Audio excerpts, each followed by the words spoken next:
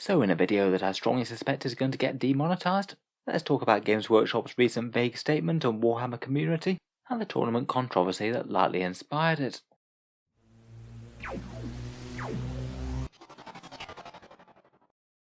Hello and welcome back to Warspets Tactics, where today I just wanted to talk about something that I'd found interesting.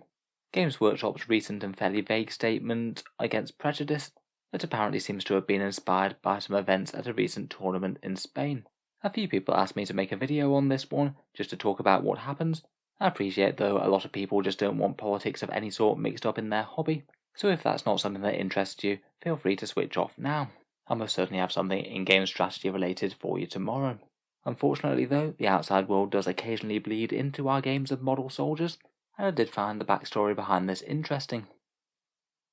Basically a couple of days ago, Games Workshop made a post via Warhammer community called "The Imperium is driven by hate, Warhammer is not", kind of essentially reaffirming the message that they put out a year ago, although perhaps phrased a little bit more delicately, though I think that the message remains the same. In the post, which I'll link down below, they basically say that we never accept any form of hatred, abuse or prejudice in our company or the Warhammer hobby. They go on to just underline that the Warhammer setting is very much a satirical and dialed up to 11 version of any real-world similar philosophy, and while exploring the dark glory of a ludicrously grim-dark setting is incredibly compelling, it's perhaps not the best idea to go trying to mimic the Imperium in any real-world political ideologies or how you treat other people. They specifically call out that they don't want you turning up to their stores or events, being abusive to other fellow humans, or wearing the symbols or icons of real-world hate groups who are. They use the phrase, "we won't let you participate, and we don't want your money." Probably a fairly safe bet business-wise there. I suspect that's not going to cost them all that much. All of that is basically followed by a call for third-party tournament organisers to also have the same stance, particularly the really big events that they partner with directly. It largely seems like fairly sensible stuff to me. Try and play nicely with your model soldiers, don't go trying to make other people's lives difficult for who they are, and please keep the worst extremes of politics well away from Warhammer. I feel like those are things that most people would agree with, even if it does sound a bit preachy coming from an enormous faceless company that does seem to annoy its customers on a semi-regular basis. It's all fairly vague stuff though, and it was kind of interesting to learn the rough events that actually caused it, to better understand the context of why Games Workshop made that particular announcement then. So all of this is at best third-hand information, so I'd certainly take it with a pinch of salt. It does seem to have been covered by a fair few other content creators, and discussed quite extensively on Facebook and Reddit. It shouldn't be too hard to search up if you're interested. By all accounts though, it sounds like the inspiration for this post came from the Talavera GT, a really big team event in Spain, where one player on one of the teams apparently turned up wearing swastikas and Spanish neo-Nazi group symbols and slogans on their clothing. Just in case there was any doubt as to where their political ideologies lay, they also decided to call themselves Austrian Painter as their Best Coast Pairings handle, so basically a direct reference to Hitler there just in case anyone was unsure. The two combined kind of implying that being a neo-Nazi is quite a big thing for that person's life.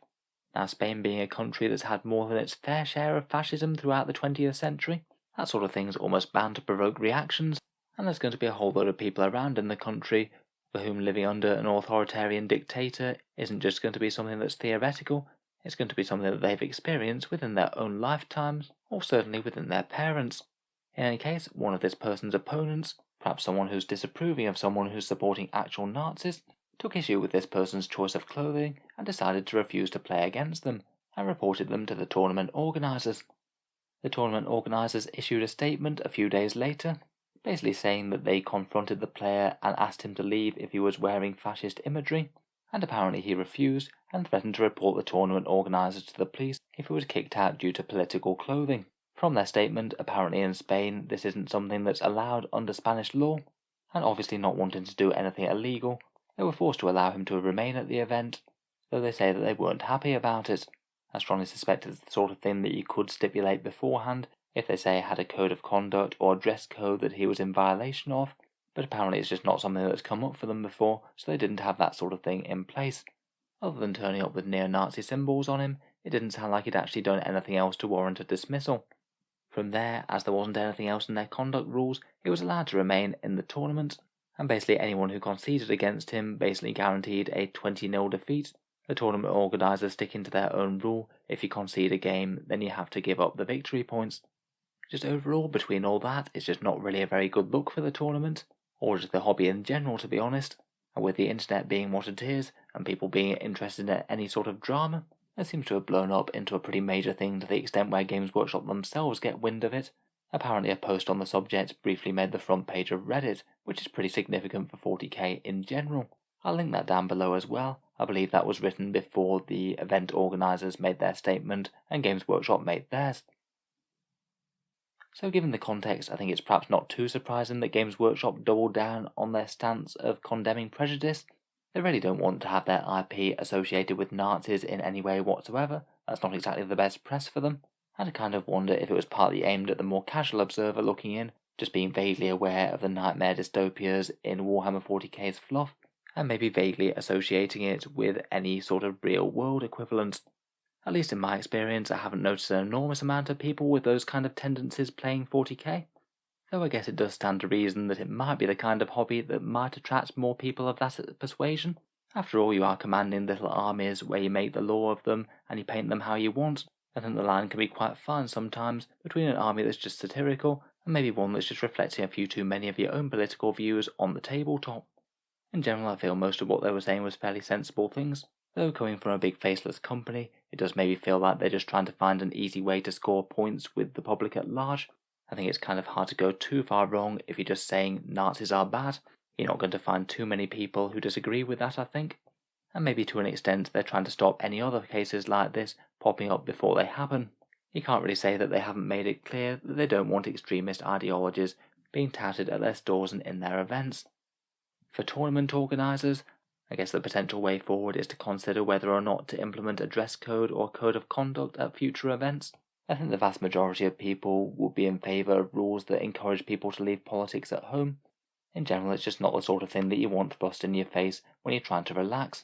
If there are similar cases like this, it does seem that setting out rules in advance could make things a lot simpler, and more a case of if you're not following our rules, then you don't get to play at our event or in our shop. In any case, I'll be interested to hear what you have to say about this. I know this one's not the most pleasant topic to be talking about, but it was quite an interesting topic, and I hope I've managed to negotiate it without saying too many dumb things.